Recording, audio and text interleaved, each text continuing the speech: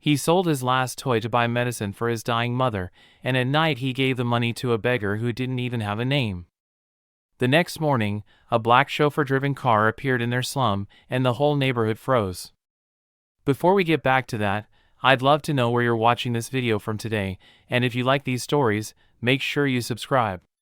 The street was noisy with life, but Samir sat quietly on the corner, legs crossed, his fingers nervously brushing the worn fabric beneath the last of his toys. A plastic soldier with one arm. A rubber ball dulled from years of use.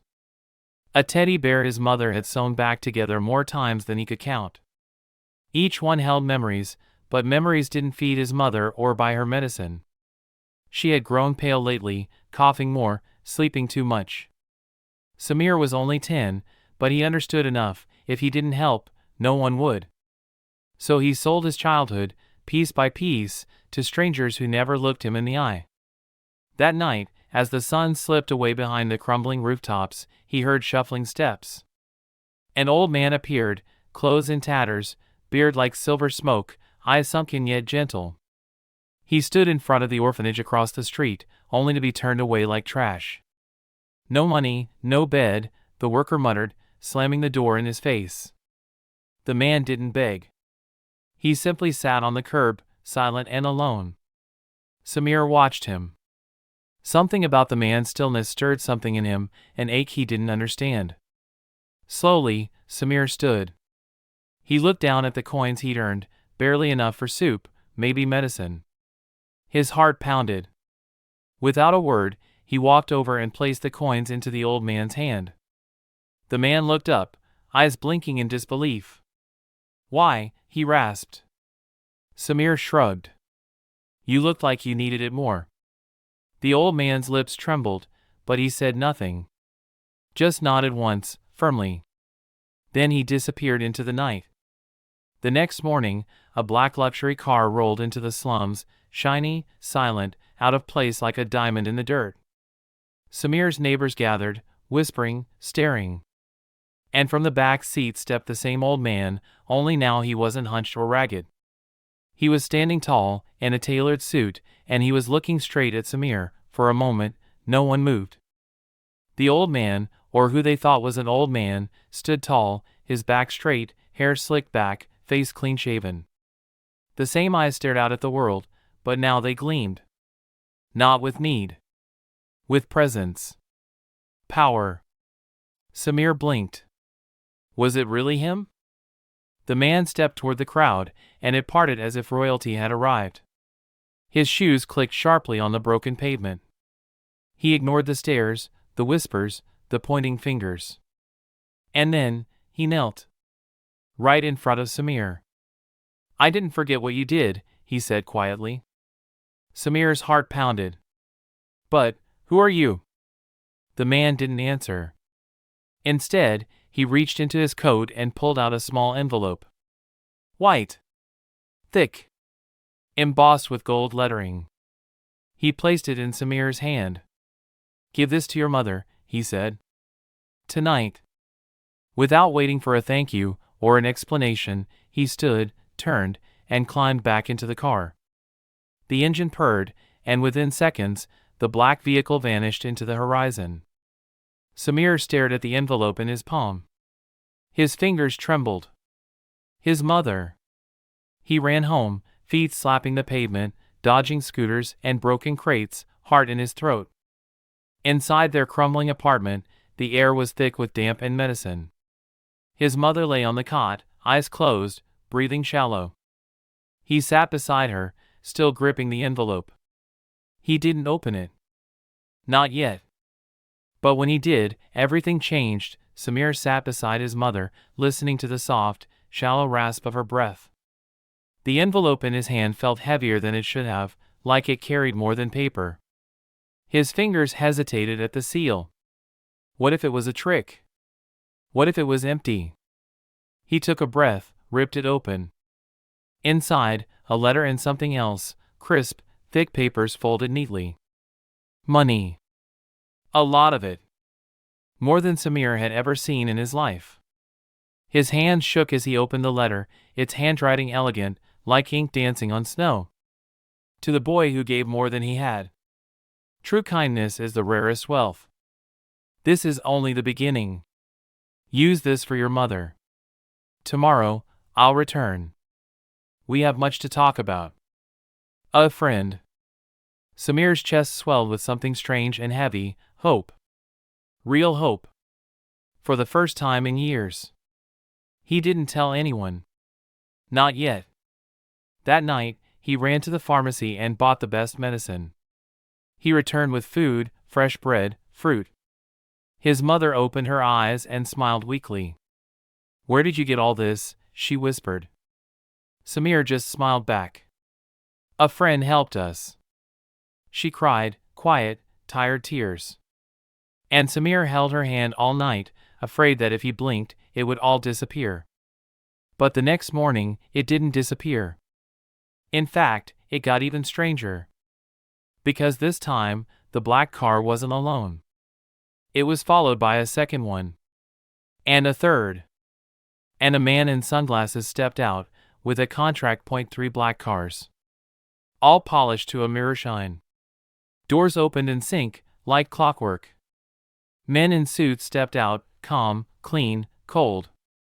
And between them, the man Samir had helped, now looking more powerful than ever. He smiled gently as Samir stepped outside. The neighbors watched from windows, porches, rooftops. Whispers spread like wildfire. Who is that boy? Why is he talking to them? The man held out a hand, not to shake, to guide. Come, Samir, he said. We have something to discuss. Samir glanced back at his home, at the thin curtain where his mother was resting. Then back at the man. Slowly, he nodded. They entered the car. Inside, silence, leather seats, cold air. The man handed Samir a folder. Open it. Inside, more documents. Pages with logos, legal stamps, photographs. Samir blinked at the top line. Proposal for sponsorship and life development program, subject, Samir Khan. What is this? He asked. The man looked him in the eyes. This is your second chance. A scholarship to the best school in the country. A monthly allowance for your mother's treatment. A future where you don't have to sell toys to survive. Samir's mouth went dry. But why me? Because when you had nothing, the man said softly, you gave everything. Samir's eyes burned. But I need to ask you something first, the man continued, and suddenly his tone changed. Lower. Slower. There's something I haven't told you yet. Samir frowned. What do you mean? The man leaned in. I wasn't the only one watching you that night. Samir froze. Who else was? The man just looked out the window. They'll come soon too. Samir stared at the man, heart pounding like a drum. They'll come soon too. The words echoed in his head like thunder in a cave. Who are they? He asked quietly. The man looked at him, not coldly, but seriously, like someone preparing a child for a truth too big for his shoulders. There are people in this world, he said, who don't believe in kindness. Who see someone like you, and they wonder what your price is. Samir felt a chill crawl up his spine. But I didn't do it for money. I know. The man nodded. And that's why they'll test you. Suddenly, the car stopped. They were in front of a tall, unfamiliar building, sleek, modern, surrounded by fences and cameras. A woman in a black suit opened the door and gestured silently. Inside, it looked nothing like the streets Samir had grown up in. Marble floors. Crystal lights. Everything was too clean, too quiet. He felt like an insect in a museum. They led him to a room, walls lined with screens. And on those screens, he saw himself. Footage. From the street corner. Giving the old man the coins. Helping his mother. Even returning home with the medicine. Samir's jaw dropped. You were filming me? The man raised a hand. Not me. Them. A voice echoed from the speaker above. So, this is the boy. Samir turned, but there was no one. Just the voice. Cold. Curious. And somehow, hungry. Do you know why you're here, Samir? No, he said, fists clenched. Good, the voice said. Because real tests are never explained. And then the screens went black. The door behind him opened. And a girl, about his age, walked in. She looked just as confused as him. And just as scared, the girl looked at Samir with wide, guarded eyes. She was thin, barefoot, in a faded blue dress. Clearly, she wasn't from this polished place either. A silence hung between them like a wire stretched too tight. Then the voice returned. You both passed the first test, selflessness. Now we'll see if you pass the second, trust. The lights dimmed. A wall behind them slid open, revealing 2 chairs, a single table, and a locked briefcase sitting on top. Sit, the voice ordered. They obeyed. Then, click. The briefcase popped open. Inside, glowing under a spotlight, a single gold card. No label, no explanation. Just shining power. The girl leaned forward. What is this? Samir didn't move. His stomach twisted. The voice spoke again. This card can change your life. Whoever touches it walks out of this room with everything. A mansion. Money. A future. But only one of you can have it. If neither of you takes it in the next 5 minutes, you both go back to nothing. Samir's throat went dry. The girl looked at him. Are they serious? I think so, he said quietly. And just like that, the room got colder. The girl folded her arms. Well, I didn't ask to be here. Neither did I. Tick. Tick. Tick. A timer began flashing on the wall. 4:57. 4:56. 4:55. Samir stared at the card. His hands were sweating. His thoughts raced. He remembered his mother's weak smile last night. He remembered the empty fridge. The shame of selling toys. He looked at the girl. She was shaking. But her eyes were stubborn, proud. I'm not taking it, she whispered. You can. Why? Because I've already survived worse. Samir felt his chest tighten. But then, something in his gut twisted. Was this another test? What if he took it, and that meant she would suffer? What kind of person would that make him? He stood up. Slowly. Then, without saying a word, he closed the briefcase. The timer stopped. Silence. Then a slow clap echoed from the speaker. Interesting choice, Samir. But the game isn't over. The door opened again. And this time, it was the man in the suit. But his smile was gone. The man in the suit stepped into the room, his presence suddenly different. Gone was the warm voice of the stranger Samir had helped. Now he looked colder. Sharper. As if shedding a mask. Why did you close the briefcase? He asked, calmly.